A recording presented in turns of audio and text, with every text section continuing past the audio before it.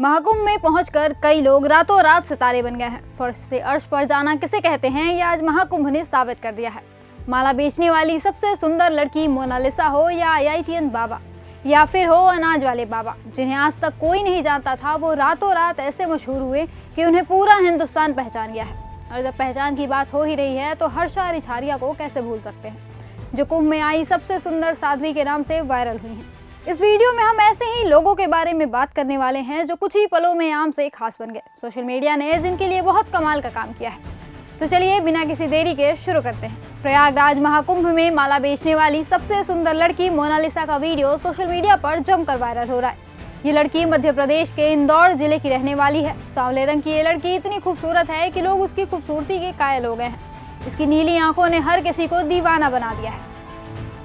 लड़के इस लड़की के साथ सेल्फी लेने के लिए लाइन लगा रहे हैं। महाकुंभ में ये लड़की माला बेचने आई है। खूबसूरत आंखों और सादगी की वजह से मोनालिसा इंटरनेट सेंसेशन बन गई है। उसकी सादगी के लोग कायल हो गए हैं। भोपाल की रहने वाली हर्षा रिछारिया भी इंटरनेट पर महाकुंभ की सबसे सुंदर साध्वी के नाम से वायरल हुई थी।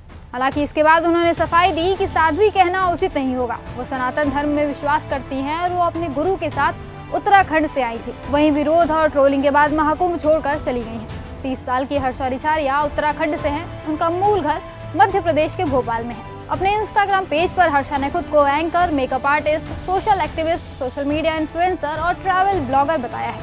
दरअसल हर्षा महाकुंभ में प्रवेश के दौरान निरंजनी अखाड़े के रथ पर बैठी नजर आई थी। इसी को लेकर विवाद शुरू हो गया। कुछ संतों ने हर्षा के रथ पर बैठने और भगवा वस्त्र धारण करने पर आपत्ति जताई। विवाद इतना ज्यादा बढ़ गया कि हर्षा रिछारिया ने रोते हुए महाकुंभ छोड़ दिया। आईआईटीएन बाबा अभय सिंह भी आजकल बहुत वायरल हैं। इन्हें इंजीनियर बाबा के नाम से जाना जा रहा है।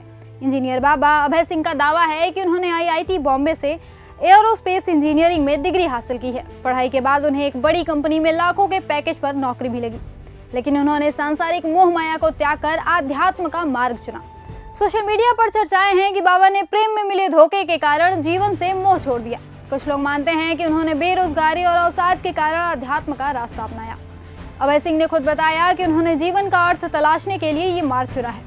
आईआईटी वाले बाबा अभय सिंह के वीडियो सोशल मीडिया पर लगातार वायरल हो रहे हैं और मिलने वाले लोगों का तांता लगना शुरू हो गया। जिसके बाद बाबा जी अचानक से गायब हो गए। पता चला कि इन्हें काशी में जूना अखाड़ा के एक संत लेकर आए थे, लेकिन इनके विवादित बयानों की वजह से इन्हें अखाड़े से निकाल दिया गया। अभय सिंह के बारे में कहा जा रहा है कि जब वो फेमस होने लगे तो उनके मुंह से कुछ ऐसी बातें भी निकली जिससे जूना अखाड़े के आश्रम पर भी असर पड़ सकता था, इसलिए उन्हें अखाड़े से बाहर कर दिया गया।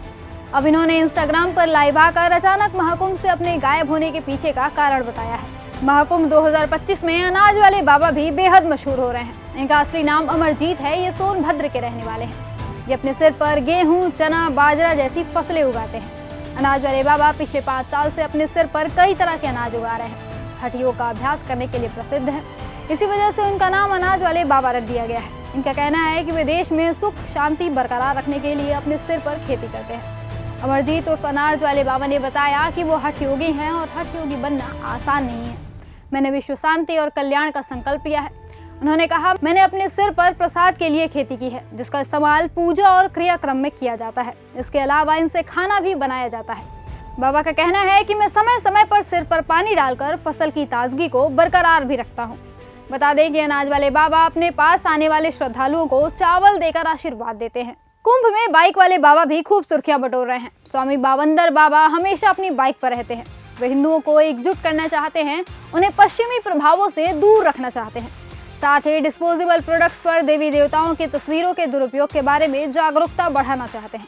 अपने जटाओं और काले चमड़े के दस्ताने के साथ वे किसी इन्फ्लुएंसर से कम नहीं है। उनकी बाइक की टेल लाइट पर एक बड़ा भगवा झंडा लहरा रहा है। जब वे मेले में घूमते हैं तो उनके स्पीकर से बम बम भोले गाना बजता है और मड गार्ड पर लाइटें चमकती हैं।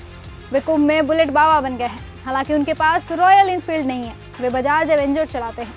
दरअसल बुलेट बाबा मध्य प्रदेश में एक ट्रैवल एजेंसी में ड्राइवर थे। 2020 में महामारी के दौरान उन्हें अपना लक्ष्य मिला, जब उन्हें अयोध्या में राम मंदिर भूमि पूजन के लिए 4 लोगों को गाड़ी से ले जाने का काम सौंपा गया। यात्रियों ने कुमार से कहा कि वे भाग्यशाली हैं कि उन्हें राम जन्मभूमि जाने का अवसर मिला।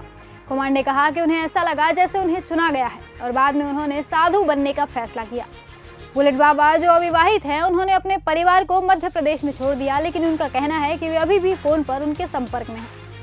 अपनी नौकरी छोड़कर और राम भक्तों के योगदान से उन्होंने अपनी नई यात्रा शुरू करने के लिए बुलेट जैसी दिखने वाली बाइक खरीदी। बता दें कि बुलेट बाबा किसी अखाड़े या आश्रम में नहीं रहते हैं। उनके सांसारिक सामान में एक बाइक, एक टेंट और कपड़ों का झोला है। तो ये थे वो 5 लोग जो अपने अतरंगी अंदाज के लिए महाकुंभ में चर्चा के केंद्र बने हुए हैं।